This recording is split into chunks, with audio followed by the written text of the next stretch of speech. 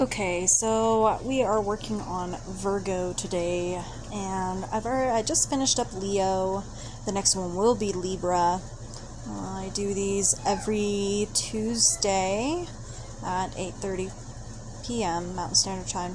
So of course, I always start with a thumbnail, just hashing out my ideas. Right now I'm drawing inspiration from the symbol, the element, and the planet of Virgo, which I do believe the Mercury was the planet, and the element was Earth, and the symbol was Maiden.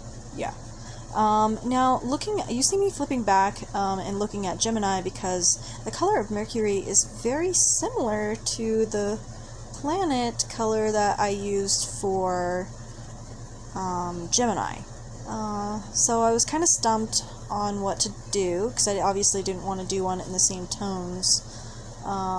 So I decided I would do whatever I want. Yeah. And of course my thought was a maiden embracing the earth. I know, so original, right? Well, anyway, I'm hashing that out, and I'm starting to think to myself that I really want almost like an ink effect for the roots of her hair to be super dark and then fade out to a washed out ink gray color. I'm just learning how to draw the earth and all that stuff. Yeah, just hashing out where she will go on the paper. Thumbnail. I'm throwing in some color and stuff, and I'll be inking this too, because I do color on the other side of the page, and obviously you can see on the Leo one how much that bleeds through. I still want to be able to see my concept, so I want to see if maybe this color will stay after I color on the back of it. We'll see. It's an experiment. So I'm just inking that out, and then I do what I call hobo lamination, where I use tape, and this just helps so that my markers don't bleed through and mess up other paper in the sketchbook. I've noticed that having a stronger concept before going into the actual sketch has helped me a lot, because this paper, I don't know if you guys have seen previous videos, but this paper acts like tissue. It rips up really easily, and I've noticed if I have to work the paper more than usual, that it becomes pretty frail. So having a concept, a thumbnail, solid concept and thumbnail helps with this sketching process sometimes I just feel like my first original sketch in that thumbnail is the best, and that's how I'll always be.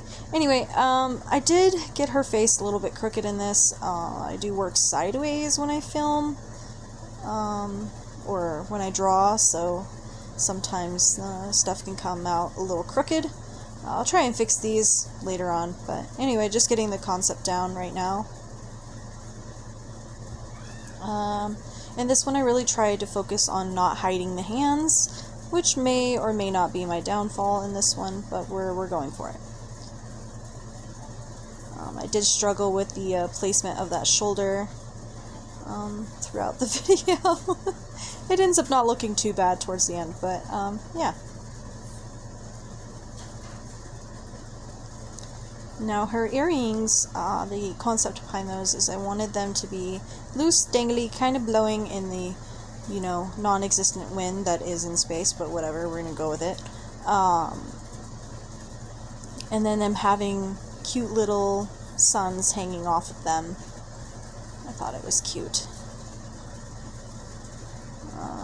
So I do work a lot on that arm, and at some point I just tell myself that I need to move on. Because honestly, sometimes I find myself working on something for so long, and then I just tell myself to move on, and then by the time I'm done with everything else, it doesn't look as bad as I originally thought it did. And looking back now, looking at it right now, it really doesn't look that bad, so we'll go with it. I might tweak it a little bit more before we color it tomorrow, but for now it looks pretty good.